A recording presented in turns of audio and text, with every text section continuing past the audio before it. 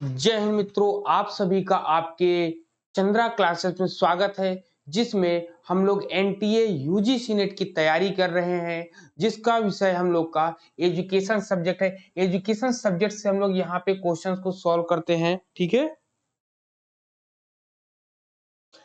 Education subject को लेकर यहाँ पर हम लोग महत्वपूर्ण प्रश्नों की श्रृंखला है, जिसका टारगेट हम लोग का क्या है, 21 अगस्त को जो आपका एग्जाम होने वाला है उससे रिलेटेड हम लोग यहाँ पर डिस्कस कर रहे हैं। और आपकी ऑफलाइन बैच जिन लोगों को दिसंबर कौन सा दिसंबर वाला एग्जाम दिसंबर 2024 का जिनको एग्जाम देना है, उनके लिए भी ऑफलाइन बैचेस आपका स्टार्ट हो चुका है, जिसमें से आपकी 2 क्लासेस हो चुकी हैं, 2 दिन की क्लासेस।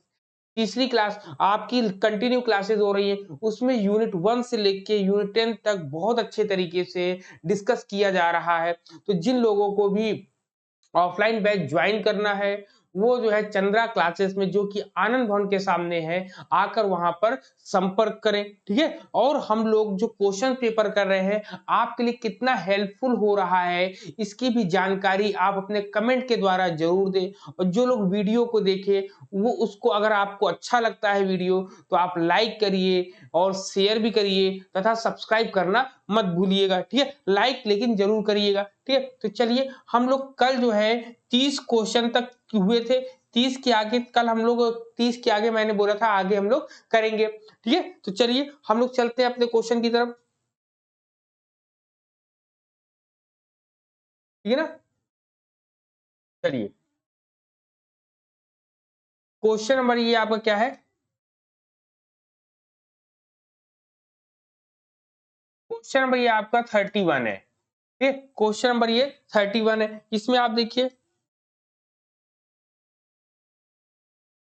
क्वेश्चन में अब क्या कह रहा है, क्वेश्चन को हम पढ़ेंगे। कह रहा है आपसे, क्या कह रहा है, कह रहा है कंप्यूटर, क्या कह रहा है, कंप्यूटर सहायक अधिगम CAL पैकेज किस मनोवैज्ञानिक सिद्धांत पर आधारित है आपका, ठीक। किस मनोवैज्ञानिक सिद्धांत पर आधारित है। पहला आपसे कह रहा है कि कॉग्निटिव संज्ञानवादी है, दूसरा आपसे कह रहा है संरचनावादी है, तीसरा आपसे व्यवहारवादी है, चौथा आपसे संबंधवादी है। तो कंप्यूटर किस तरीके से काम करता है, अगर आपको याद हो तो अभिक्रमित अनुदेशन विधि जो है किसने अभिक्रमित अनुदेशन जो है programme learning instructional programme learning किसने दी है, तो आपके स्किनर महोदय ने जो दी है, जो कि एक व्यवहारवादी थे। तो उसी पे आपको आंसर लगा लेना है कि बिहेवियरिस्टिक से रिलेटेड है आपका। ऑप्शन नंबर सी आपका करेक्ट है। आपका कौन सा, ऑप्शन नंबर सी आपका यहाँ पर करेक्ट होता है। क्लियर 31 का। चलिए अब 32 की तरफ चलते हैं हम लोग,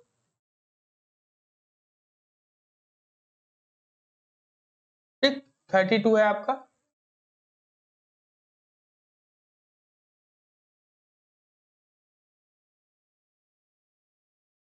32 है। 32 में देखिए क्या कह रहा है, कह रहा है कि निम्नलिखित में से कौन से संजाल नियम में विश्वास करता है आपका, ठीक है। कौन सा संजाल नियम में विश्वास करता है आपका, बताइए। इसमें संजाल नियम क्या होता है, इसमें कह रहा है कि which among the following believes in network. देखिए नेटवर्क्ड लर्निंग, नेटवर्क लर्निंग मतलब कि संजाल नियम से कौन संबंधित, नेटवर्क जो एक दूसरे से कड़ी जुड़ी हुई होती है, संबंध जुड़ा रहता है, ठीक है। तो पहला कह रहा कि व्यवहारवाद बिहेवियरिस्टिक है, दूसरा संज्ञानवाद जो कॉग्निटिविज्म है आपका, तीसरा संरचनावाद है और चौथा आपका संबंधवाद है। तो इसमें बताना है कि संजाल नियम, संजाल में क्या होता है, लोग एक दूसरे से हमेशा जुड़े होते हैं, बंधन से बंधे होते हैं ना। तो वही नेटवर्क में क्या होता है, नेटवर्क लर्निंग में कि लोग एक दूसरे से जुड़े होते, मतलब चैन बनी हुई होती है। तो जब कभी चैन बनी हुई होगी तो वहां पर आपका संबंधवाद होगा, क्या होगा आपका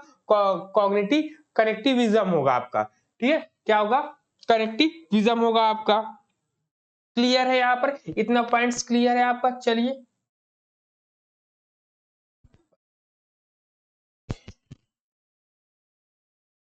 अब चलते हैं 33 पर, ठीक है।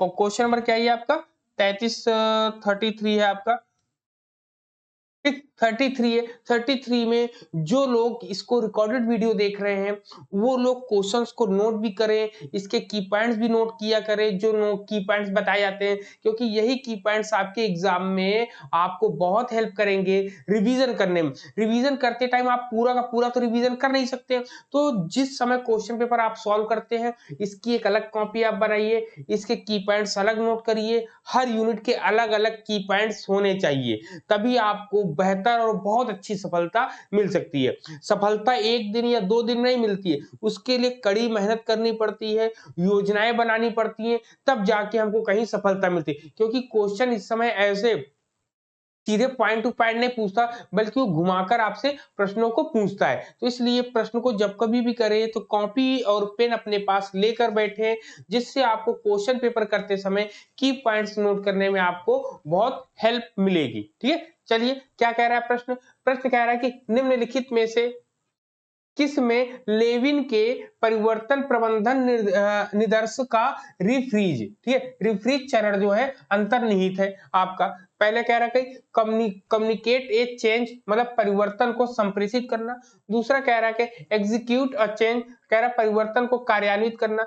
तीसरा कह रहा है प्लान ए चेंज, परिवर्तन की योजना तैयार करना। फिर कह रहा है कि रेनफोर्स ए चेंज, परिवर्तन का पुनर्बलन। तो अब इसमें से आपने अगर फ्रीजिंग, रीफ्रीजिंग और फ्रीजिंग पढ़ा होगा तो आपको पता होगा कि किसमें का है आपका, ठीक ना। ठीक है, तो जब कभी आपने इसको जो है आप जब पढ़ेंगे तब आपको इसमें मिलेगा फ्रीजिंग, रीफ्रीजिंग और अनफ्रीजिंग वाला ना। फ्रीजिंग, रीफ्रीजिंग और अनफ्रीजिंग ये चीज 3 स्टेप मिलते हैं। कर्ट लेविन का है जिसको जो है आपका किससे, रेनफोर्समेंट से संबंधित है आपका, क्या है, पुनर्बलन का परिवर्तन से आपका ये क्वेश्चन आपका संबंधित है आपका। क्लियर, 33 हो गया। अब 34 की तरफ चलते हैं। ये बहुत अच्छा क्वेश्चन है भाई आपके लिए, ठीक है, बहुत ही अच्छा क्वेश्चन। इस पे आपको की पॉइंट्स देने वाले हैं। जो लोग भी ये वीडियो देख रहे हो रिकॉर्डेड, आप लोग कॉपी पेन रखिएगा, इसमें की पॉइंट आपको मिलने वाला है जो कि मैंने अपने अपने खुद के द्वारा बनाए हैं। मतलब है तो कहीं ना कहीं तो मिलेगा ही हमको भी, लेकिन उसको छांट कर लाने का काम मैंने किया। चलिए देखते हैं इसमें क्या कह रहा है। इसमें कह रहा है कि 6 सिग्मा एक डेटा संचालित गुणवत्ता कार्यविधि के रूप में डीएनए, ठीक है, डीएनए आईसी, ठीक है, डीएमए होगा, डीएन नहीं होगा, डीएम होगा, ठीक है, डीएमए आईसी के माध्यम से किस पर ध्यान केंद्रित करता है। सबसे पहले कह रहा है प्रक्रिया पर, दूसरा कह रहा है उत्पाद पर, तीसरा कह रहा है कि क्रय पर, चौथा कह रहा है पावर पर। तो डीएमए क्या है, डीएमए आईसी जो है, 6 सिग्मा जो है वो हमेशा प्रोसेस पे वर्क करता है। किस पर करता है, प्रोसेस पर वर्क करता है। अब चलिए इसके 100 की पॉइंट्स को हम लोग नोट डाउन करते हैं। की पॉइंट से इसको देखते हैं हम लोग, इसके की पॉइंट को, ठीक है।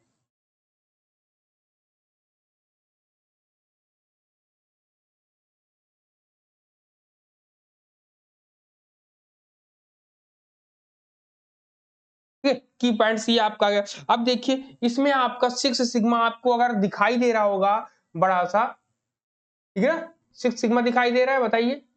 ठीक,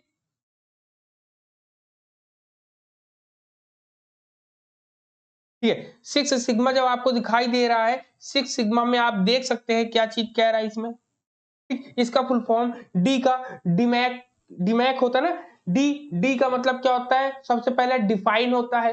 ठीक है, थोड़ा सा रुकिएगा, इसको थोड़ा ऊपर करते हैं ना। ठीक है, अब सही है आपका, क्योंकि नीचे से वहां कट रहा था ना आपका। ठीक, तो यहाँ पर सबसे पहले इसका फुल फॉर्म देखेंगे हम लोग डीमैक का। डी का मतलब डिफाइन होता है आपका, डी का डिफाइन होता है आपका, एम का मेजर होता है, ए का एनालिसिस होता है, और आई का इंप्रूव होता है, सी का कंट्रोल होता है। लेकिन यहीं पर एग्जाम में इससे रिलेटेड एक दूसरा आ सकता है जो कि एग्जाम में बहुत इंपॉर्टेंट है, और ये सब के सब सेम टू सेम होगा। लास्ट के ये दो आपके चेंज, लास्ट का ये आई चेंज होगा, आई की जगह अगर डी कभी भी आ जाए, डी, डीमैक, डीवी, ठीक है, डीएमए, डीवी अगर कभी आ जाता है तो डी मींस डिजाइन होता है, पहले डिफाइन, दूसरा मेजर, तीसरा एनालिसिस, चौथा आपका डिजाइन और पांचवा आपका वेराइटी। ये आपके एग्जाम में कभी भी पूछा जा सकता है, इसलिए इसके की पॉइंट्स को आप जरूर नोट करिएगा और अपने नोट्स में इसको जरूर ऐड करके रखिएगा। आपके एग्जाम में जरूर से जरूर पूछा जाए। जो लोग असिस्टेंट प्रोफेसर की तैयारी कर रहे हैं उनके लिए भी ये क्वेश्चन बहुत ही ज्यादा जरूरी है, क्योंकि 6 सिग्मा से क्वेश्चन जो है असिस्टेंट विज्ञापन संख्या 50 में जो है इससे रिलेटेड 6 सिग्मा से रिलेटेड क्वेश्चन पूछा भी गया था। और अभी हाल ही में कोई एग्जाम हुआ था तो उसमें पूछा गया था कि 6 सिग्मा में कितने स्टेप होते हैं, या 6 सिग्मा टोटल कितने होते हैं, टोटल 5 होते हैं। 6 के चक्कर में सब लोग 6 आंसर लगाकर चले जाते हैं, लेकिन ऐसा नहीं है, ठीक है। ठीक है, क्या कह रहे हैं, 6 सिग्मा एक डेटा संचालित गुणवत्ता कार्यविधि के रूप में डीमैक के माध्यम से केंद्रित करता है। किस पर फोकस करता है, तो आपका करता है ये आपका प्रोसेस इंप्रूवमेंट टेक्निक है। ये क्या है, प्रोसेस इंप्रूवमेंट टेक्निक है ये आपका। तो सो आई होप ये आपको एकदम क्लियर डिट्टो समझ में आ गया होगा। ये आप नोट डाउन करिएगा, ये वेरी इंपॉर्टेंट है, आपका इंपॉर्टेंट है, एग्जाम में छपने वाला है ये क्वेश्चन आपका, ठीक है, एग्जाम में छपने वाला क्वेश्चन है। चलिए हम लोग चलते क्वेश्चन की तरफ। ठीक है, ये क्वेश्चन हो गया। अब नेक्स्ट आते हैं, नेक्स्ट क्वेश्चन।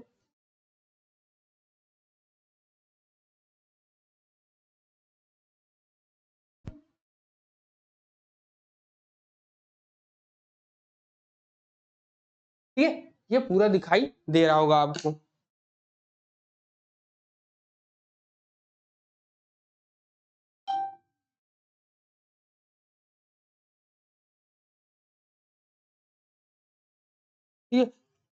ये आपका क्वेश्चन नंबर 35 है। क्या है, क्वेश्चन नंबर 35 है आपका, दिख रहा है, दिख रहा है। ये आपका क्वेश्चन नंबर 35 है। 35 पे देखते हैं अब क्या होगा। 35 क्वेश्चन को आप पढ़ें और इसका आंसर देने का प्रयास करें। ठीक, 35 क्वेश्चन में देखिए क्या कह रहा है। कह रहा है कि राष्ट्रीय शिक्षा नीति एनईपी 2020 के अनुसार व्यावसायिक, देखिए व्यावसायिक मानक निर्धारण निकाय, ठीक है, व्यावसायिक मानक निर्धारण निकाय मतलब प्रोफेशनल स्टैंडर्ड सेटिंग बॉडीज है आपका। ठीक है, क्या कह रहा, कह रहा है कि professional standard setting bodies will be the member of the following. ठीक है, क्या क्या कह रहा है कि राष्ट्रीय शिक्षा नीति एनईपी 2020 के अनुसार व्यावसायिक मानक निर्धारण निकाय, ठीक है, किसके सदस्य होंगे। अब किसके सदस्य होंगे, पहला ऑप्शन आपसे क्या कह रहा है, पहला ऑप्शन आपसे कह रहा है, क्या कह रहा है, पहला ऑप्शन कह रहा है कि राष्ट्रीय प्रत्यायन परिषद के, दूसरा उच्चतर शिक्षा अनुदान परिषद के, तीसरा आपसे क्या कह रहा है, तीसरा आपसे कह रहा है राष्ट्रीय उच्चतर शिक्षा विनियामक परिषद के, और चौथा सामान्य शिक्षा परिषद के। तो अब बताइए इसका करेक्ट आंसर आपका क्या होगा। जब कभी भी ऐसी कंडीशन होती है, तो जब कभी ये क्या होता है आपका, ये आपका ये प्रोफेशनल स्टैंडर्ड सेटिंग बॉडीज की बात होती है, तो प्रोफेशनल स्टैंडर्ड सेटिंग बॉडीज जो है जीईसी में आता है। क्या, जनरल एजुकेशन काउंसलिंग में आपका आता है, काउंसिल में आपका आता है। ठीक, तो करेक्ट आंसर आपका डी वाला है। इसके चलिए कुछ की पॉइंट्स भी हम लोग देख लेते हैं। ठीक है, इसके की पॉइंट भी हम लोग देख लेते हैं। ठीक, इसके की पॉइंट भी हम लोग देखेंगे।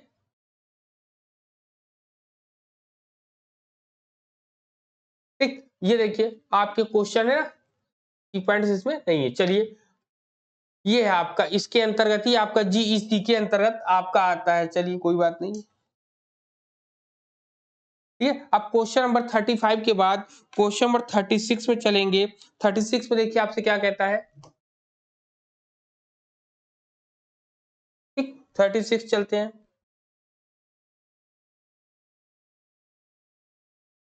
चलिए 36 नंबर क्वेश्चन पे हम लोग चलते हैं, और 36 नंबर क्वेश्चन देखिए आपसे क्या पूछ रहा है। कह रहा है कि एक प्रणाली के, ठीक है, एक प्रणाली के रूप में शैक्षिक प्रबंधन में क्या क्या होने चाहिए, एक प्रणाली के रूप में। ठीक है, क्या कह रहा है, पहला कह रहा है आपसे कि क्या कह रहा है, पहला पहला कह रहा है प्रक्रियाएं अप्रत्याशित होती हैं आपसे, पहला कह रहा। दूसरा कह रहा कि प्रक्रियाएं यांत्रिक होती हैं। तीसरा आपसे कह रहा है कि निर्गत प्रकृति में एक समान होते हैं, और चौथा कह रहा आगत एक समान नहीं होते हैं आपके, ठीक है, आगत एक समान नहीं होते हैं आपके। तो इसका सबसे सही उत्तर आपका क्या हो जाएगा, बताएं इसका। ये आपका 36 है, ठीक है। ठीक है, तो इसमें क्या कहता है, कह रहा है कि इसमें कह रहा है कि एक प्रणाली के, क्या कह रहा है, एक प्रणाली के रूप में शैक्षिक प्रबंधन में क्या चीज है। तो एक प्रणाली के रूप में जो है आप इसको क्या मानोगे। पहला कह रहा है कि प्रक्रियाएं अप्रत्याशित होती हैं। जब कभी प्रणाली सिस्टम होता है, सिस्टम में कोई ना कुछ क्या होता है आपका, ये आपका प्रोसेसेस आर अनप्रिडिक्टेबल, ठीक है, अनप्रिडिक्टेबल ये आपका होता है, यहाँ पर क्या होता है, अनप्रिडिक्टेबल होता है। तो यहाँ पर पहला आंसर आपका करेक्ट है यहाँ पर, ठीक है, पहला आंसर आपका यहाँ पर करेक्ट है आपका,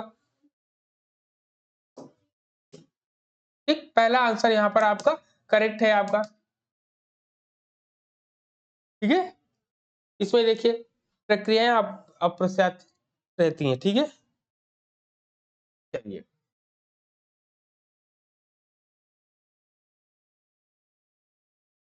अब चलते हैं नेक्स्ट क्वेश्चन की तरफ। क्वेश्चन नंबर आपका 36 हो गया, अब 37 हो जाएगा आपके सामने, ठीक है। इस क्वेश्चन को तो बहुत इजी वे में आप लोग बता सकते हैं, इस क्वेश्चन का आंसर, ठीक है, इस क्वेश्चन का आंसर बहुत इजी वे में आप बता सकते हैं। 37 में क्या कह रहा है कि भारत के निम्नलिखित में से किस शैक्षिक नीति या अधिनियम में शिक्षण एवं अनुश्रवण मॉनिटरिंग हेतु भारतीय संकेत भाषा सम्मिलित है आपका। तो भारतीय संकेत भाषा सम्मिलित है आपका, कौन सा कह रहा है, पहला कह रहा है एनईपी, पहला कह रहा है एनईपी 1986, दूसरा कह रहा है कि आरपीडब्ल्यूडी जो कि 2016 में आपका आया था, और एनईपी जो है आपका 2020 जो 2020 में आया था जुलाई में, और जो आपका पीडब्ल्यूडी जो 1995 में ये बता रहा है। तो इसका करेक्ट आंसर क्या हो जाएगा, जिसमें भाषाओं के बारे में। अब देखिए नई शिक्षा नीति जिन लोगों ने नहीं पढ़ा है वो प्रिंट कराकर उसको कायदे से पढ़ लीजिए, नहीं तो हो सकता है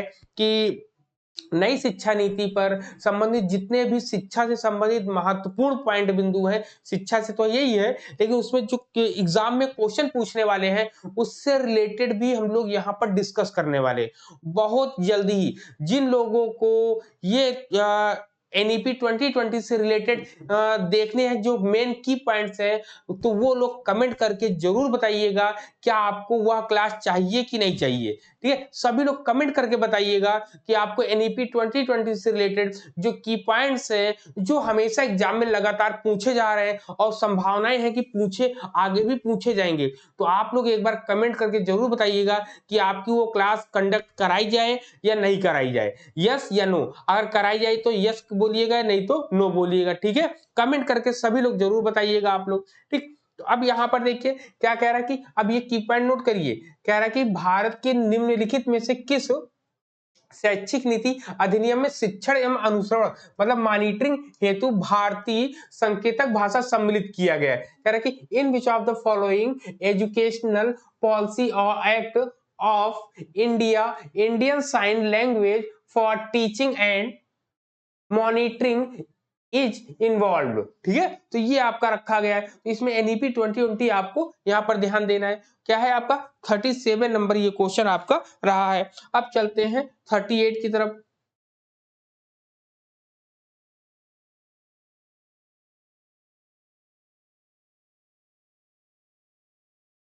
ठीक 38 क्वेश्चन आपकी तरफ है। 38 में आप देखिए क्या हो सकता है यहाँ पर 38 नंबर पे, ठीक है। 38 नंबर आपके स्क्रीन पर है क्वेश्चन, इसको आप इसको थोड़ा सा छोटा दिख रहा है ना, थोड़ा सा ऊपर ले चलते हैं, ठीक है। अब क्वेश्चन आपको दिख रहा होगा कायदे से 38, ठीक है। 38 में क्या कह रहा है, 38 में कह रहा है समावेशी शिक्षा, ठीक है। इंक्लूसिव एजुकेशन क्या होती है बताएं, ठीक है। को सबसे पहले इंक्लूसिव एजुकेशन क्या होता है, इससे रिलेटेड बहुत ढेर सारे क्वेश्चन आने लगे हैं। ठीक है, समावेशी शिक्षा क्या होती है?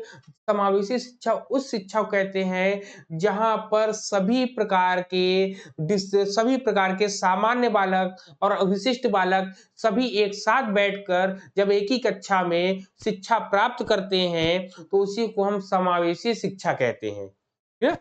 समावेशी शिक्षा कहते हैं ये जिसमें एकीकृत शिक्षा भी शामिल, जिसके अंतर्गत समावेशी कक्षा में स्पेशल एजुकेशन से जो थोड़ा सा बढ़कर ऊपर आते हैं, इंटीग्रेटेड जो एजुकेशन होता है उसको कोरिलेट करके इंक्लूसिव एजुकेशन डालते हैं तो वो आपका जो है समावेशी शिक्षा में सभी प्रकार के बालक एक साथ बैठकर एक ही कक्षा में शिक्षा प्राप्त करते हैं। ठीक है ना, यहाँ पर ये ध्यान रखिए। लेकिन सामान्य बच्चों के साथ जो विशिष्ट बालक शिक्षा प्राप्त करते हैं उनको कहीं ना कहीं थोड़ी बहुत कुछ दिनों तक समस्या होती है। तो अध्यापक क्या करते हैं, टीचर जो होते हैं वो जो है बच्चों को कुछ दिनों तक अलग से ट्रीटमेंट देते हैं ताकि वो सामान्य बच्चों के साथ कंधे से कंधा मिलाकर चल सके। ठीक है, समावेशी का मेन उद्देश्य होता है, इंक्लूसिव एजुकेशन का मेन उद्देश्य होता है मेन स्ट्रीमिंग में सभी विद्यार्थियों को जोड़ना, शिक्षा की मुख्य धारा से सभी बालकों को एक साथ जोड़ना ताकि वह अपने जीवन में एक कुछ नया कर सके, वो किसी से अपने आप को कम ना आंक सके। ठीक है, तो अब चलिए आप क्वेश्चन देखते हैं, क्वेश्चन के जो ऑप्शन देखते हैं। कह रहा कि कठोर प्रवेश प्रक्रिया को प्रोत्साहित करना। भाई ये इंक्लूसिव एजुकेशन की बात कर रहे हैं तो कठोर प्रक्रिया तो होगा ही नहीं। दूसरा कह रहा है आपसे कक्षा में विविधता की प्रशंसा करती है, मतलब कक्षाओं में विविधता मतलब सभी प्रकार के बालक यहाँ पर बैठकर एक साथ पढ़ते हैं। तो ये पॉइंट तो ठीक लग रहा है, चलिए और भी ऑप्शन देख लेते हैं। कह रहा है कि तथ्यों को शिक्षा में आरोपित करना, तथ्यों को शिक्षा में आरोपित करना, ये थोड़ा सा सही नहीं चल रहा। फिर क्या है, उपांकित समूहों में से शिक्षकों को शामिल करना, ठीक है, शामिल करती है, तो ऐसा कुछ नहीं। तो सेकंड ऑप्शन यहाँ पर आपका एकदम बेस्ट और करेक्ट बैठ रहा है। समावेशी शिक्षा का मेन उद्देश्य होता है मेन स्ट्रीम में सबको जोड़ना, सभी बालकों को। ठीक है, शिक्षा की मुख्य धारा में सब जब हम जोड़कर आगे चलेंगे तो हमारे भारत की शिक्षा बहुत अच्छी होने वाली है। ठीक है, तो ये 38 नंबर क्वेश्चन हो गया। अब चलते हैं 39 नंबर क्वेश्चन पे।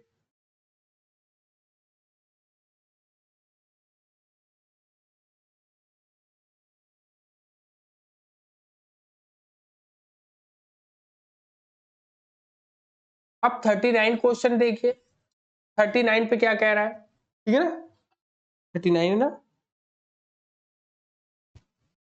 ठीक है, क्या कह रहा है क्वेश्चन देखिए, कह रहा है कि इसमें कह रहा है सहायक तकनीक के संदर्भ में सामान्य रूप से निम्नलिखित में से कौन सा कथन सही नहीं है।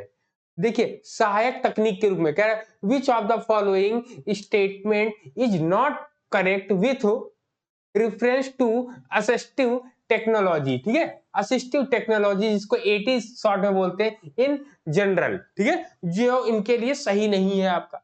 देखिए पहला कह रहा है कि जीवन के सभी आयामों में अधिक स्वायत्तता की ओर ले जाती है, नहीं भाई अधिक स्वायत्तता की ओर नहीं ले जाती है। ये इसका मतलब ईटी के लिए एटी के लिए ये कथन सही नहीं है कि इसमें कह रहा कौन सा सही नहीं है, तो ये तो सही है, तो ये उत्तर नहीं होगा आपका। दूसरा कह रहा है कि आत्म प्रेरण को बनाए रखने में सहायता करती है आपकी, ये भी सही बात है आपकी। फिर आपसे कह रहा है कि घर एवं समुदाय में समावेशन को बढ़ावा देती है, बिल्कुल एटी देती है भाई, सहायक तकनीकी है। फिर इसके बाद क्या कहता है, कहता है बढ़ी हुई निर्भरता को प्राप्त करने में मदद करती है, कह रहा है बढ़ी हुई निर्भरता को प्राप्त करने में मदद करती है, ये नहीं हो सकता भाई। एडी का काम सहायक तकनीकी का ये काम नहीं हो सकता है। कह रहा है कि बढ़ी हुई निर्भरता को प्राप्त करने के लिए ये काम नहीं करता है, तो ये आपका डी वाला आपका करेक्ट उत्तर हो जाएगा आपका। ठीक है, करेक्ट उत्तर आपका डी वाला आपका हो जाएगा। क्लियर है पॉइंट, बताइए।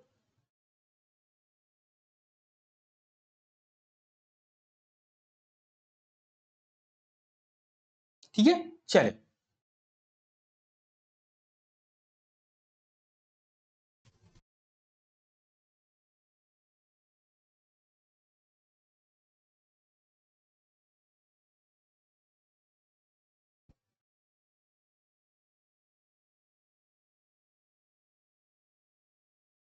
ठीक है, अब क्वेश्चन दिख रहा होगा आपको स्क्रीन पर, ठीक है, ये क्वेश्चन आपको दिख रहा होगा आपको स्क्रीन पर।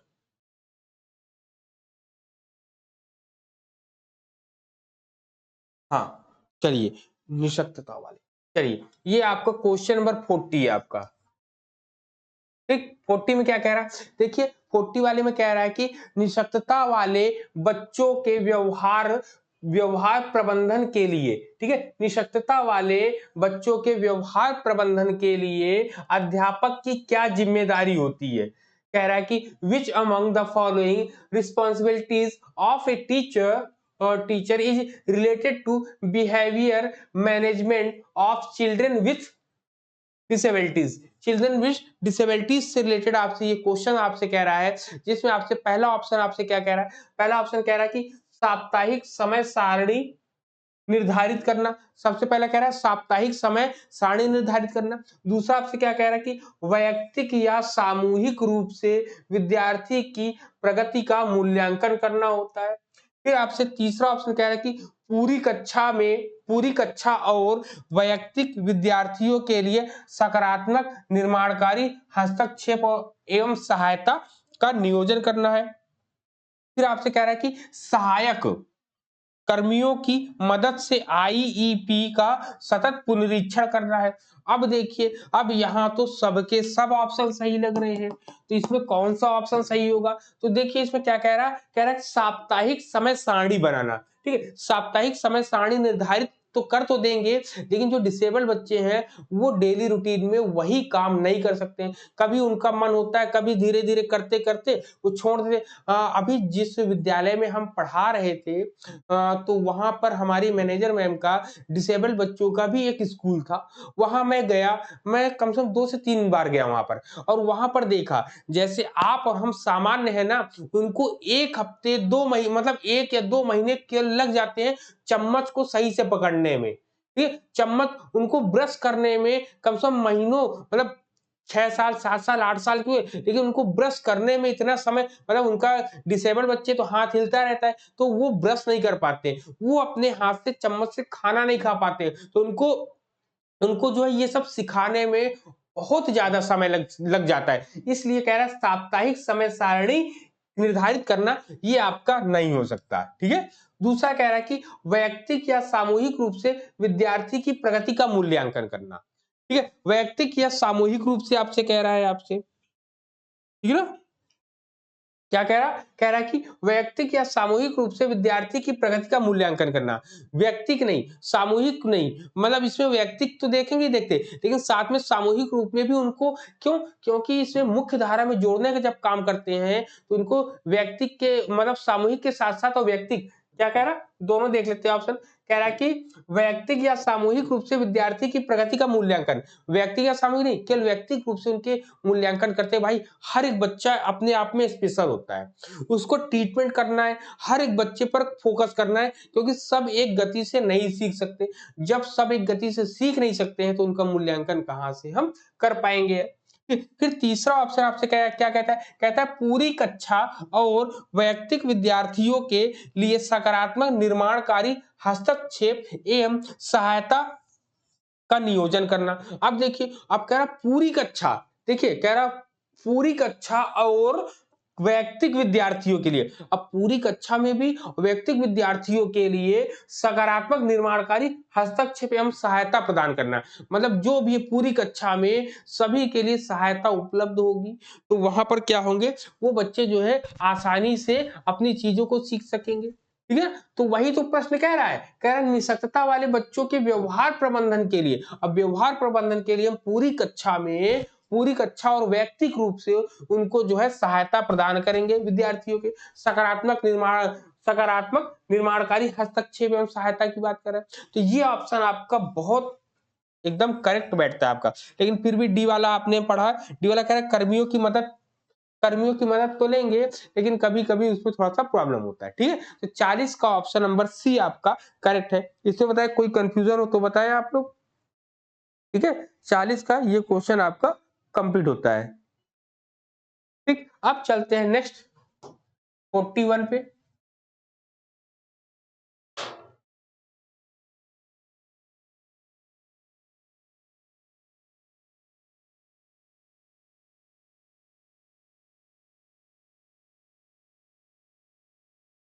ठीक है, थोड़ा बहुत ज्यादा टाइप हो गया ना।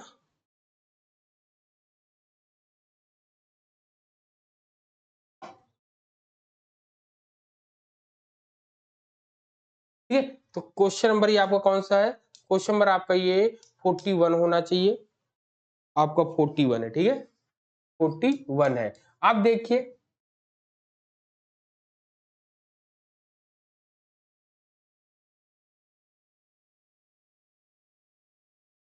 ठीक है, क्या कह रहा है? कह रहा है कह रहा है एक सामाजिक संस्था के रूप में परिवार निम्नलिखित में से किन उद्देश्यों की पूर्ति करता है? अब देखिए, प्रश्न क्या कह रहा है? प्रश्न कह रहा है आपसे क्या? एक सामाजिक संस्था के रूप में, क्या? एक सामाजिक संस्था के रूप में परिवार निम्नलिखित में से किन उद्देश्यों की पूर्ति करता है? अब पहला देखिए, आपको आंसर नहीं दिख रहा है, छोटा करें और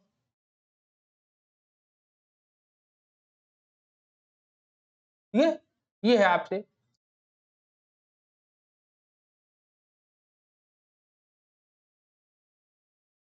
ठीक है, किन उद्देश्य पूर्ति करता है? पहला कह रहा है आपसे,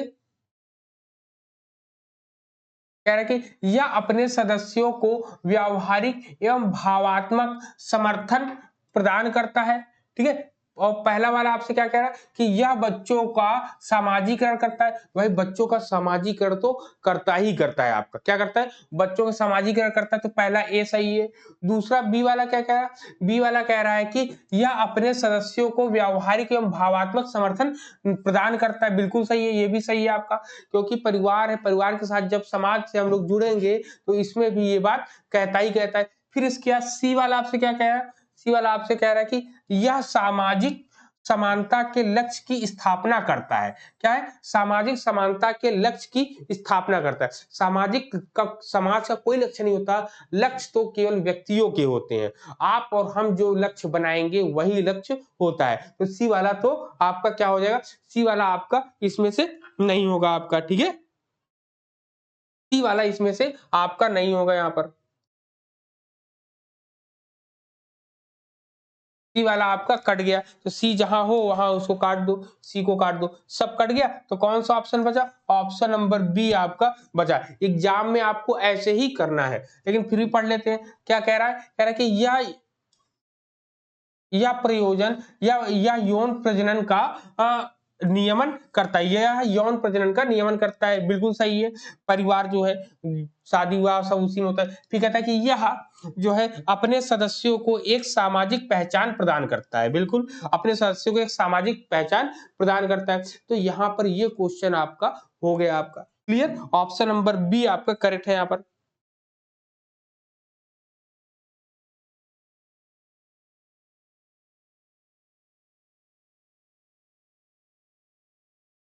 ठीक है, अब क्वेश्चन नंबर आपकी स्क्रीन पर है।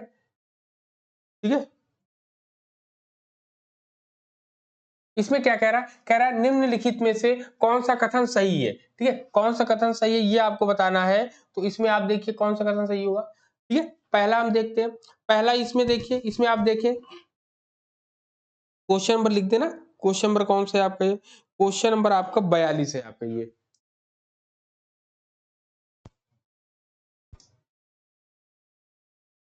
42 है आपका। ठीक है, क्वेश्चन नंबर 42 है। 42 में कह रहा है कि स्वतंत्रता की, ठीक है, कह रहा है स्वतंत्रता की समस्या का अध्ययन तत्व मीमांसा, अब तत्व मीमांसा के अंतर्गत आता है। पहला ऑप्शन तो ये हुआ कि स्वतंत्रता का अध्ययन करना है हमें। ठीक है, कह रहे हैं स्वतंत्रता की समस्या का अध्ययन जो है तत्व मीमांसा के अंतर्गत आता है। अब क्या करें? स्वतंत्रता है, फ्रीडम है, तो फ्रीडम की बात जो है मेटाफिजिक्स के अंतर्गत करी जाती है। ये आपसे कह रहा है कि ठीक है, बिल्कुल सही बात है कि मेटाफिजिक्स के अंतर्गत स्वतंत्रता की बात हम करते हैं। फिलॉसफी की क्लास चल रही, तो जो लोग मेरे साथ जुड़े हुए हैं, ऑफलाइन बैच करे हैं, तो उनको मेटाफिजिक्स के बारे में मैंने आज बहुत अच्छे तरीके से बताया था कि तत्व मीमांसा क्या होती है, कि तत्व मीमांसा में आपके कॉस्मोलॉजी क्या होता है, ऑन्टोलॉजी क्या होता है, कॉस्मोगॉनी क्या होता है, टेलियोलॉजी क्या होता है। ठीक है ना, तो ये सब के सब जो एग्जाम में क्वेश्चन आपके पूछे जा रहे हैं ना, सब के सब टॉपिक को वहां पर आज हमने डिस्कस किया है। ठीक है, क्या क्या? टेलियोलॉजी, कॉस्मोलॉजी, कॉस्मोगॉनी, ठीक है ना, एस्केटोलॉजी आपका, ये सब के सब हम लोगों ने डिस्कस किए हैं। उधर वहां पे ज्ञान मीमांसा में कितने 3 प्रकार के यहाँ पे वो जो है ज्ञान के साधन माने गए, तीन ज्ञान के उसमें माने गए। कौन सा? एक अनुभवाश्रित, एक अनुभव निरपेक्ष, एक जो है एक और है आपका सापेक्ष वाला कुछ है ना, अनुभवाश्रित, एक अनुभवाश्रित है, एक अनुभव निरपेक्ष है, एक अनुभव वाला है, ठीक है ना।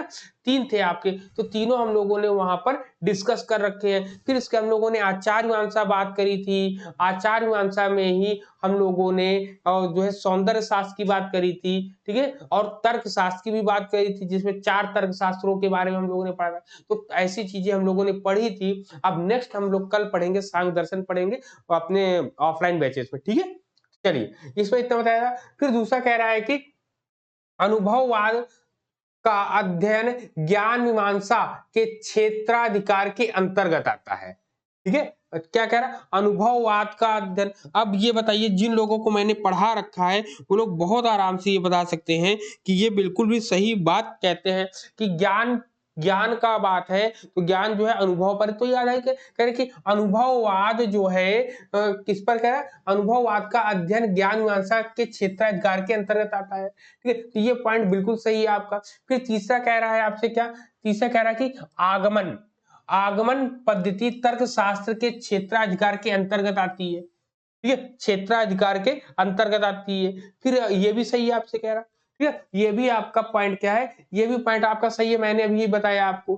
फिर इस पे कह रहा है कि डी वाला डी कह रहा है कि पूर्व ज्ञान मूल्य शास्त्र के अंतर्गत आता है। एक्सियोलॉजी कह रहा है कि prior knowledge fall under axiology, axiology के अंतर्गत नहीं आता है। फिर कह रहा है आपसे क्या? ईश्वर की संकल्पना ज्ञान मीमांसा के अंतर्गत आती है। नहीं, ईश्वर की संकल्पना ज्ञान मीमांसा के अंतर्गत नहीं, बल्कि तत्व मीमांसा के अंतर्गत आती है, ठीक है। इस क्वेश्चन को बहुत अच्छे तरीके से मैं वहां पर डिफाइन कर चुका हूं, ठीक है ना।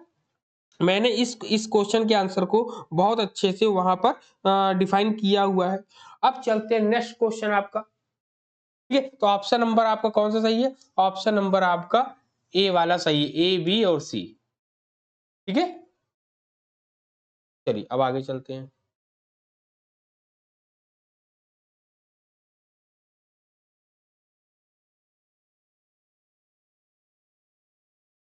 ठीक है, कह रहा है कि निम्नलिखित में से कौन सा कथन सत्य है? क्वेश्चन नंबर ये क्या है आपका?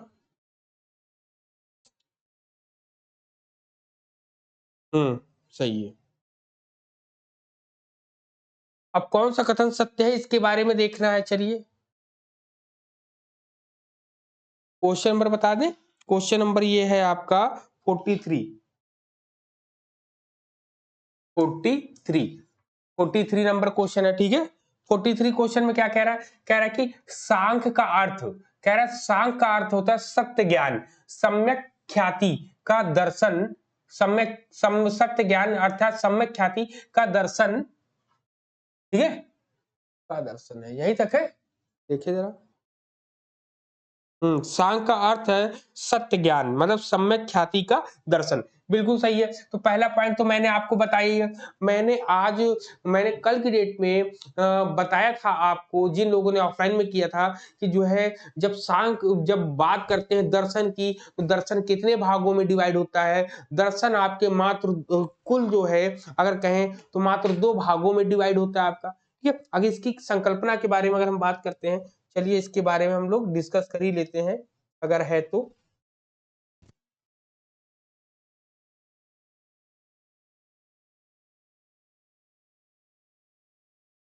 ठीक है ना। इसके बारे में हम लोग बात कर लेते हैं।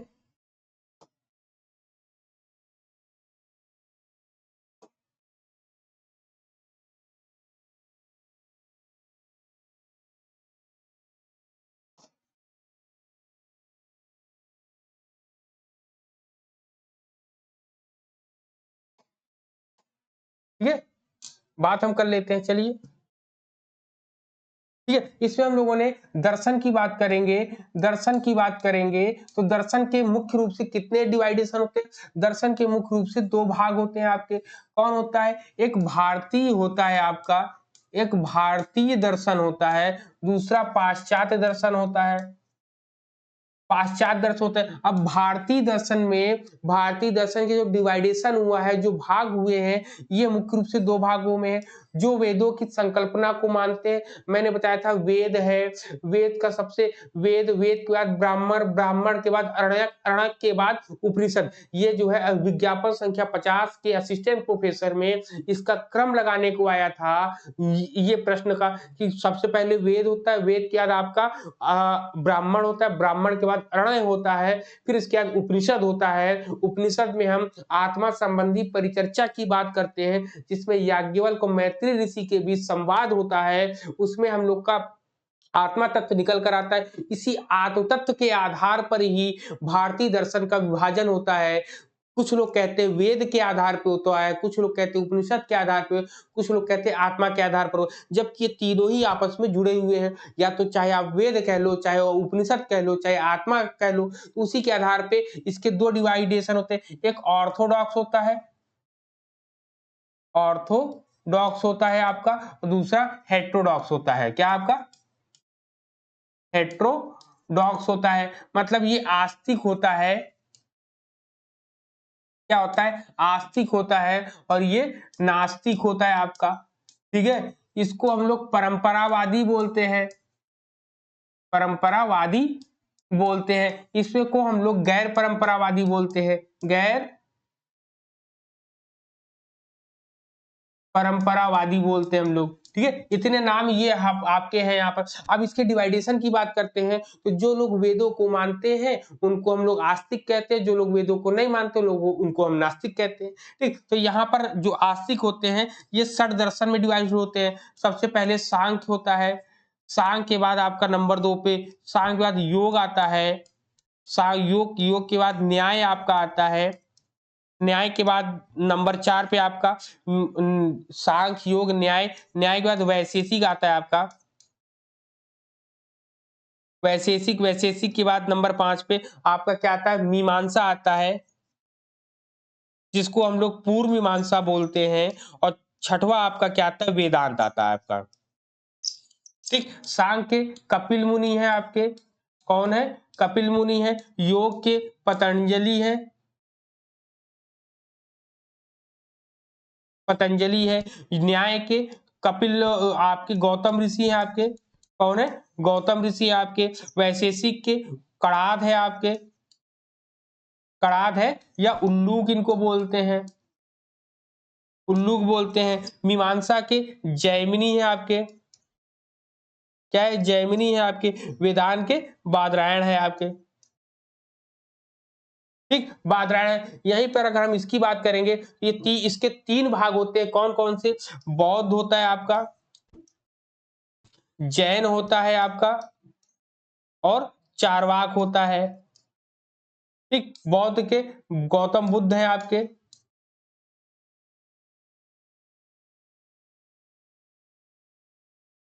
इसके गौतम बुद्ध है। जैन के ऋषभ देव है आपके, ऋषभ देव। पहले जो है ऋषभ देव थे, और अंतिम जो है 24वें तीर्थंकर कौन थे? 24वें तीर्थंकर आपके महावीर स्वामी थे। उन्होंने ब्रह्मचर्य को उन्होंने जोड़ दिया था, इसलिए वो सबसे ज्यादा प्रसिद्ध हुए थे। और चारवाक जो है गुरु बृहस्पति देते हैं, कहीं कहीं चरवाका ऋषि भी देखने को मिलता है। तो ये भारतीय दर्शन की रूपरेखा है, जिसके बारे में हम लोगों ने डिस्कस किया था। चलिए अब अपने क्वेश्चन की तरफ चलते हैं। ठीक, अपने क्वेश्चन की तरफ चलते हैं। अब अपने क्वेश्चन देखते हैं क्या कह रहा है। ठीक है, अपने क्वेश्चन की तरफ चलते हैं और क्वेश्चन देखते हैं क्या कह रहा है।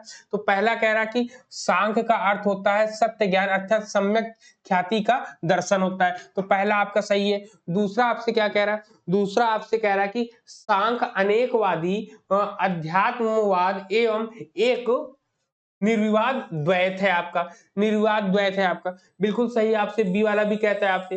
तीसरा आपसे क्या कह रहा है? कह रहा है आपके कि कह रहा है कि सत्य ज्ञान पुरुष का, कह रहा है कि सत्य ज्ञान जो है पुरुष का प्रकृति से संयोग, संयोग का ज्ञान है। अब आप बताइए, पुरुष का प्रकृति से संयोग होना, ये यही ज्ञान क्या ज्ञान कहलाता है? नहीं, उसमें पुरुष और प्रकृति के बारे में जो हम लोग डिस्कस करते हैं, तो पुरुष और प्रकृति दोनों अलग-अलग होते हैं।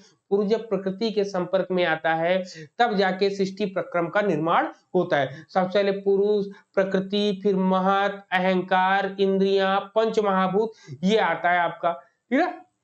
तो ये आपके क्रम आते हैं, लेकिन पुरुष जो है या प्रकृति, इन ये दोनों में कंफ्यूजन रहता है ना, तो ये क्या कह रहा है कि सत्य ज्ञान। सत्य ज्ञान क्या है? सत्य ज्ञान कह रहा है कि पुरुष का प्रकृति से संयोग नहीं, बल्कि पुरुष और प्रकृति दोनों अलग-अलग हैं। अगर ये ज्ञान जिस दिन हो जाएगा, वही आपका सत्य ज्ञान कहलाएगा। तो ये सी वाला ऑप्शन यहाँ पर ये गलत कह रहा है आपसे।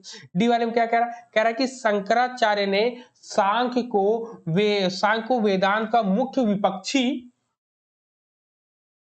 क्या कहा? मुख्य विपक्षी कहा है आपका, ठीक है? मुख्य विपक्षी का है, तो ये गलत बात है। सांख्य को वेदांत का मुख्य विपक्षी नहीं कहा गया है, ठीक है? फिर आपसे क्या कह रहा है, नेक्स्ट देखिए आप।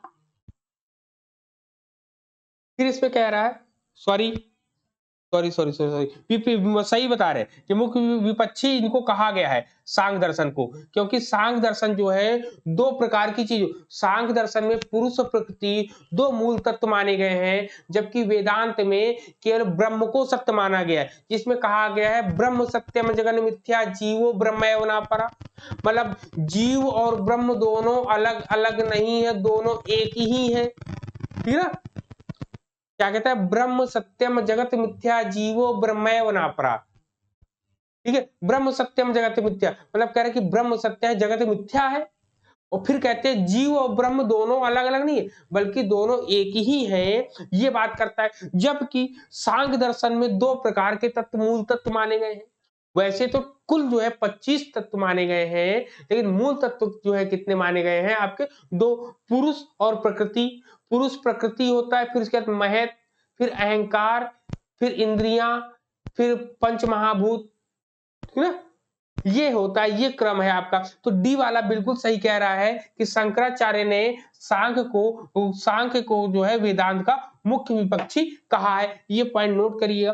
फिर लास्ट पॉइंट कह रहा है कि सांख्य जो है योग के विचार को प्रकृति आरंभवाद कहता है, प्रकृति आरंभवाद नहीं कहता है। नहीं, ये गलत है ये वाला। तो आपका ऑप्शन नंबर कौन सा सही हो जाएगा? ऑप्शन नंबर देखिए, ए, बी और डी। ए, बी और डी जो है जिसमें हो, ए, बी, डी, देखिए ए, बी, डी, ये सी वाला है ऑप्शन, ए, बी, डी, यहां पर ये करेक्ट आपका आंसर हो जाएगा, ठीक है? किसी कोई डाउट हो तो आप लोग कमेंट सेक्शन में जरूर बताइएगा कि आपको किसी प्रकार का कोई डाउट नहीं होना चाहिए। क्लियर है पॉइंट यहाँ पर?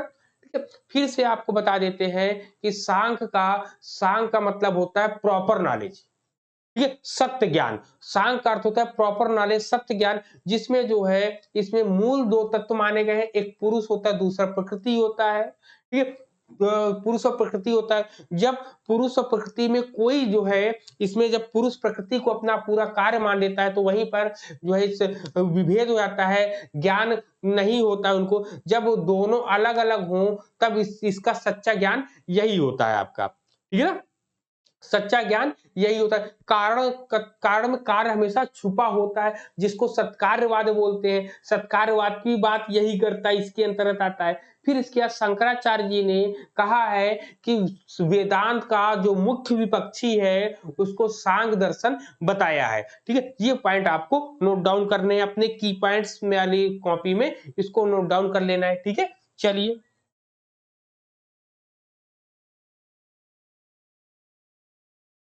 अब 44 नंबर क्वेश्चन देखिए।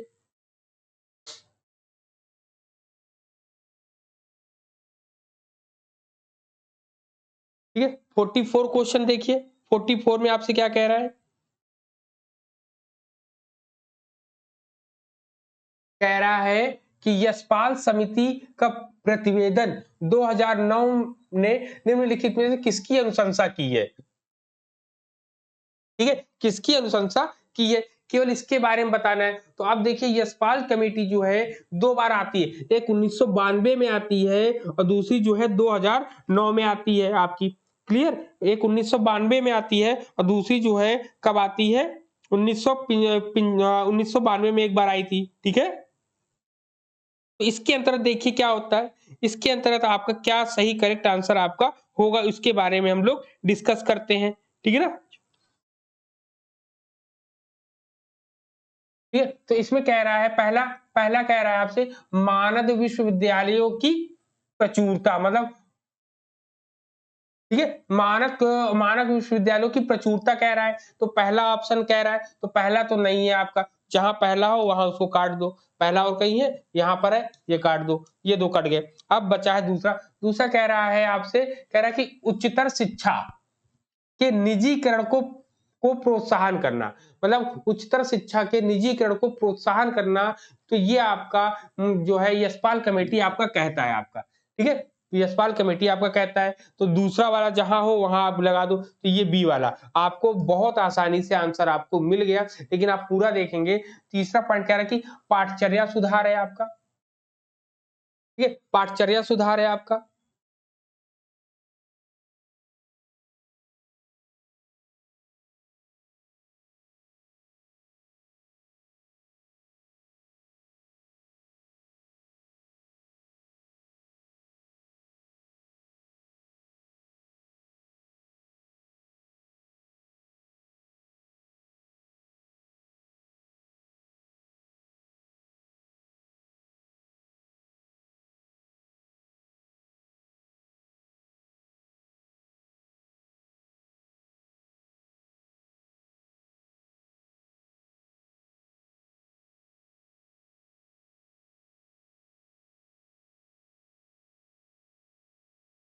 ठीक है।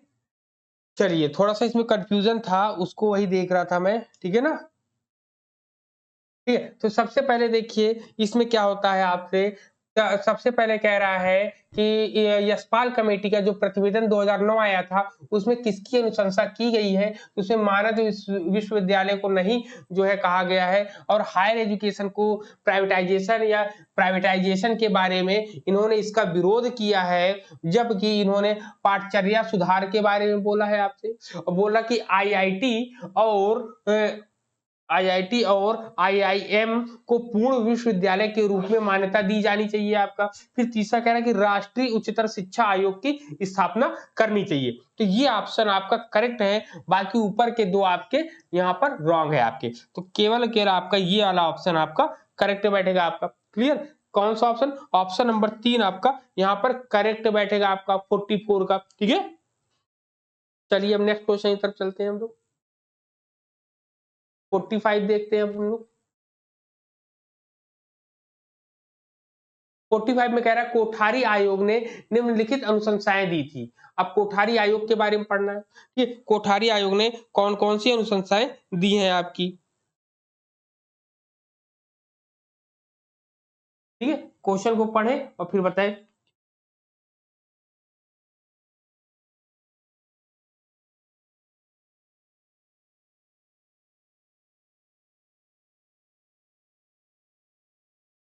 ठीक है,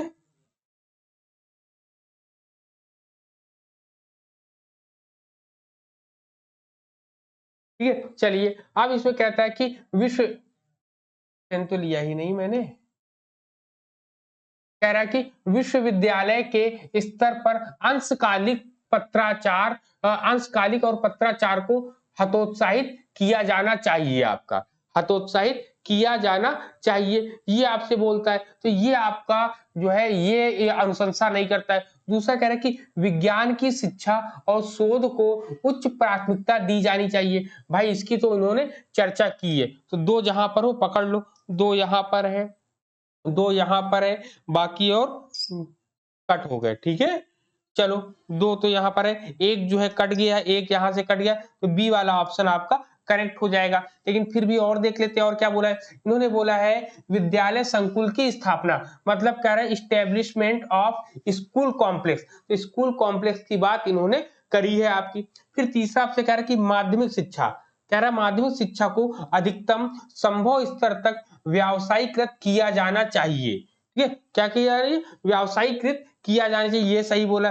पांचों जबकि बोला गैर हिंदी भाषी राज्यों में हिंदी का प्रयोग हतोत्साहित किया जाना चाहिए, नहीं इन्होंने तो समर्थन किया है, तो ये कैसे हो सकता है, तो ये आपका ऑप्शन नंबर 2 आपका करेक्ट हो जाएगा आपका। क्लियर 45 का। अब चलते नेक्स्ट।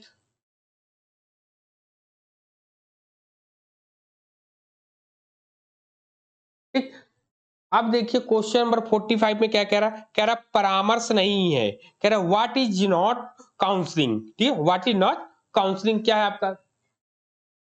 तो क्या कह रहा सूचना देना।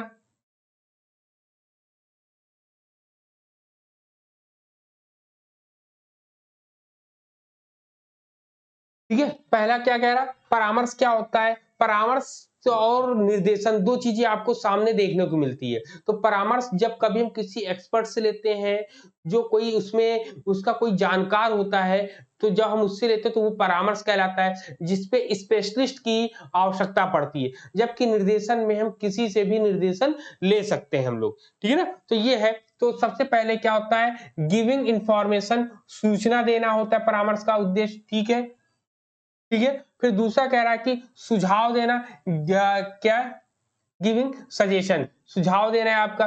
तीसरा कह रहा है कि ग्राहक अर्थात ग्राहक के मूल्यों, मनोवृत्तियों और विश्वासों को प्रभावित करना है आपका। ठीक है, चौथा आपसे कह रहा है कि स्वैच्छिक रूप से परिवर्तन लाना है आपसे। और क्या लास्ट कह रहा है, ग्राहक को प्रसन्न करना है। तो भाई कभी भी एक्सपर्ट जो होते हैं ग्राहक को पसंद नहीं करते, ग्राहक को रियलिटी बताते हैं। क्या करते हैं, रियलिटी बताते हैं। तो ये आपका पांचवा कट गया। फिर कह रहा है स्वैच्छिक रूप से परिवर्तन लाना, स्वैच्छिक रूप से नहीं, जो 100% होने वाला है परिवर्तन, वही परिवर्तन लेकर आएंगे वो आप में। तो भाई 4 3 तो पहले कट गए, 4 और 5 कट गए, 4 5 कट गए, 4 कट गया। तो यहाँ पे बच्चा क्या, 1 2 3, 1 2 3, ये आपके सही है। ऑप्शन नंबर बी आपका करेक्ट है 46 का। क्लियर, चलिए 47 देखिए आपसे क्या कह रहा है।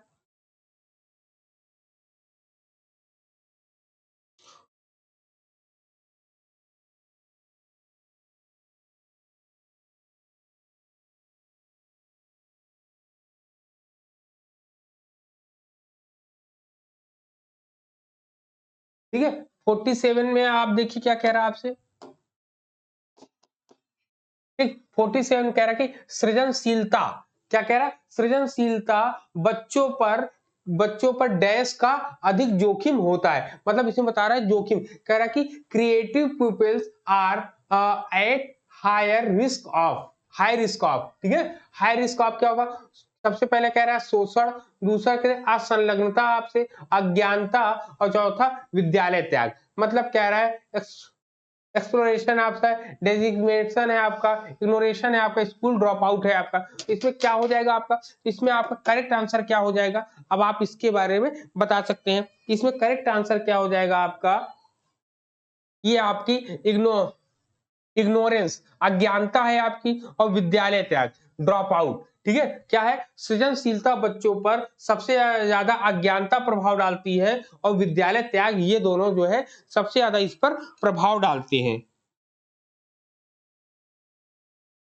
रुकिएगा, ये नहीं है, अज्ञानता नहीं डालेगा, बी और डी, ये आपका हो जाएगा। ये असंलग्नता, ठीक है, इसमें क्या हो जाएगा, इसमें सबसे इंपॉर्टेंट जो रहेगा, ठीक है, क्या होगा, सृजनशील। सृजनशील बालक कौन से होते हैं, जो हो एक ही प्रॉब्लम को कई तरीके से सॉल्व करते हैं। ठीक है, एक ही समस्या को कई तरीके से सॉल्व करते हैं। सबसे पहला क्या, शोषण, शोषण तो उनका हो ही नहीं सकता है, तो ये तो होगा ही नहीं, तो आप एक जहां पर है उसको काट दो। दूसरा कह रहा है कि असंलग्नता, डिजिग्नमेंट, ठीक है, असंलग्नता, तो असंलग्नता जो है उनके लिए जोखिम का कार्य कर सकती है। तो दूसरा जहां जहां हो उसको नोट कर लो। फिर इसके बाद कहता है अज्ञानता, इग्नोरेंस तो होगी ही नहीं उनपे, क्योंकि वो किसी भी चीज को बहुत अच्छे तरीके से करने का प्रयास करते हैं आपके, तो ये भी आपका नहीं होगा आपका। फिर कह रहा है स्कूल ड्रॉप आउट, उनका स्कूल ड्रॉप आउट ये जोखिम हो सकता है, ये विद्यालय त्याग उनका जो है हो सकता है। तो तीसरा ऑप्शन यहाँ पर आपका, सॉरी चौथा ऑप्शन यहाँ पर आपका बनेगा आपका चौथा। तो ऑप्शन नंबर सी आपका यहाँ पर करेक्ट है, आपका ऑप्शन नंबर सी आपका यहाँ पर क्या है, करेक्ट है आपका।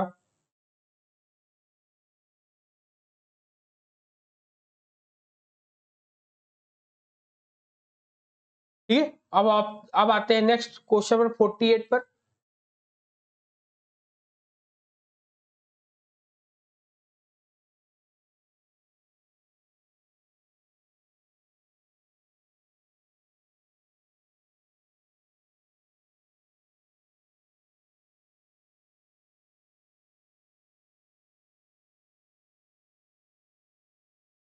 अब देखिए 48 आपके सामने है,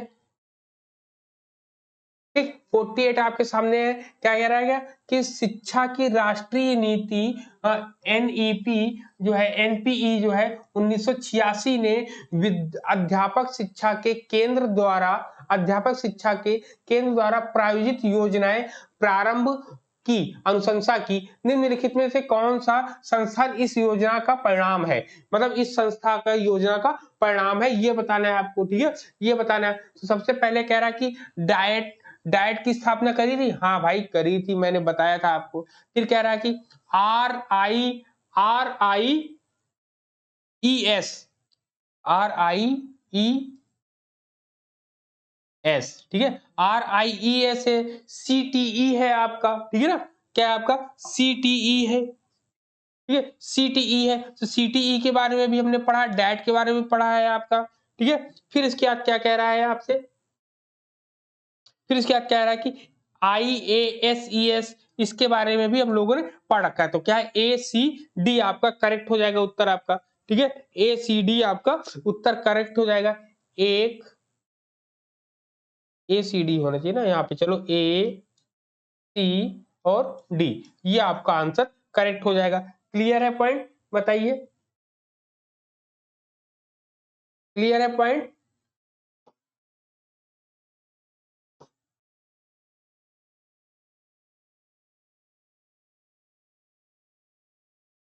ठीक है, यहाँ पर देखिए, यहाँ पे इसके बारे में अगर हम बात करेंगे तो किसकी बात करी इन्होंने, इसमें डाइट्स का क्या होता है, district institute of education and training होता है आपका। फिर सीटीई की क्या होते हैं, कॉलेज ऑफ टीचर एजुकेशन होता है आपका, क्या होता है, कॉलेज ऑफ टीचर एजुकेशन है आपका। फिर जो लास्ट वाला, सबसे लास्ट वाला कह रहा है कि IASE का institute of advance studies in education होता है आपका। तो इसके फुल फॉर्म भी आप लोग अपनी कॉपी में नोट डाउन कर लीजिएगा, या इसका स्क्रीनशॉट ले लीजिए आप, ठीक है ना, इसका स्क्रीनशॉट आप ले लीजिएगा, ठीक है ना।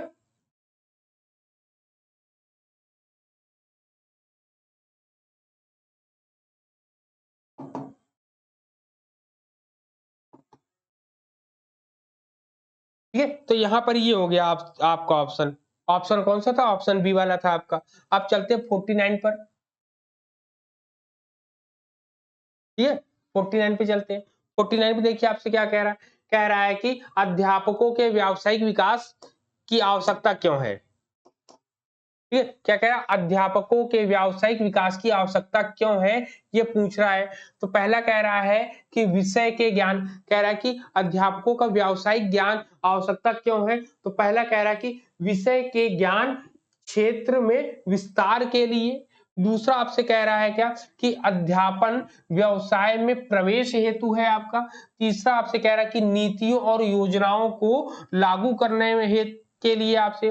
चौथा आपसे कह रहा है कि परिवर्तनशील शिक्षण शास्त्र के कारण वो होगा, या आपका व्यक्तिगत वित्तीय आवश्यकताओं की पूर्ति के लिए होगा। तो अब आप इसमें बताइए करेक्ट आंसर इसमें क्या हो सकता है आपके पॉइंट ऑफ व्यू से, है ना, आपके पॉइंट ऑफ व्यू से क्या होगा करेक्ट। तो देखिए, जब कभी अध्यापकों के व्यावसायिक विकास की आवश्यकता की बात करेंगे तब क्या होगा आपका, ठीक है, तब क्या होगा आपका, ठीक है, तब क्या होगा। तो सबसे पहले कह रहा है कि विषय के ज्ञान, क्या कह रहा है, विषय के ज्ञान क्षेत्र में विस्तार के लिए। भाई पहला ऑप्शन तो सही है आपका, पहला जहां है वो रख लो, बाकी सब काट दो आपसे। फिर दूसरा कह रहा है, दूसरा आपसे क्या कह रहा है, कह रहा है कि अध्यापन व्यवसाय में प्रवेश हेतु। तो भाई ये दूसरा पॉइंट तो बिल्कुल गलत कह रहा है, दूसरा पॉइंट जहां पर हो वो गलत कर दो, दूसरा पॉइंट पहले ही आप गलत कर चुके हैं। तीसरा कह रहा है आपसे क्या, नीतियों और योजनाओं को लागू करने के लिए आपका। तो तीसरा पॉइंट भी आपका करेक्ट कह रहा है। अब बात फंसती है चौथे और पांचवे पर। चौथा कह रहा है परिवर्तनशील शिक्षण शास्त्र के कारण होता है। दूसरा कह रहा है व्यक्तिगत वित्तीय आवश्यकताओं की पूर्ति के लिए होता है। अब आप बताइए कौन सा होगा, व्यक्तिगत आवश्यकताओं की पूर्ति के लिए नहीं, बल्कि समाज में इसको प्रतिष्ठित जो है, प्रतिष्ठित रूप से देखने के लिए बनाया गया है। तो क्या है, परिवर्तनशील शिक्षण शास्त्र के कारण होगा कि व्यक्तिगत के लिए होगा। तो अब आप बताइए, इसमें होगा, ये आपका चौथा वाला सही है कि व्यक्तिगत, कह रहा है कि परिवर्तनशील शिक्षण शास्त्र के कारण होगा आपका, व्यक्तिगत वित्तीय के लिए नहीं होगा आपका। तो कौन सा ऑप्शन आपसे बैठेगा? ऑप्शन नंबर डी आपका करेक्ट हो जाएगा आपका। ठीक है, नहीं दिख रहा है कोई बात नहीं, ऑप्शन नंबर डी आपका है। ऑप्शन नंबर डी में डी वाला क्या कह रहा है? डी वाले में है आपका 1 है, 3 है और 4 है। 1 3 4 आपका यहाँ पर करेक्ट बैठ रहा है आपका। क्लियर है पॉइंट? ठीक है, 49। अब आज की डेट का लास्ट क्वेश्चन है आपकी स्क्रीन पर।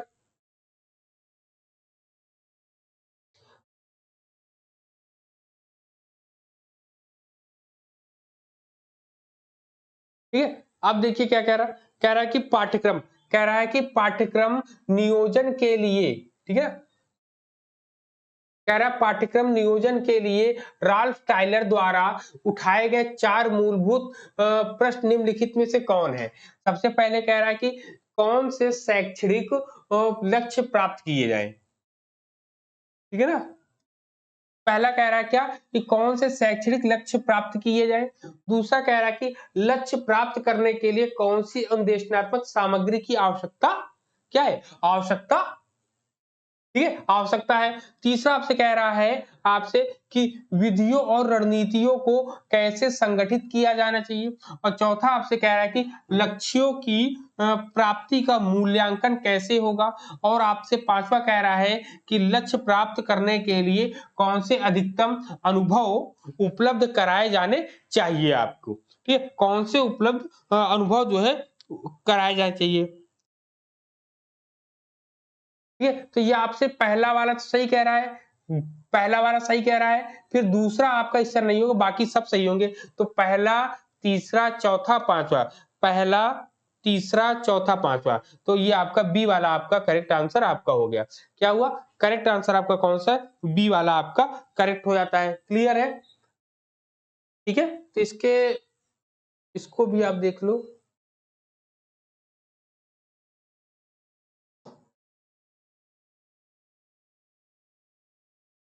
ठीक है,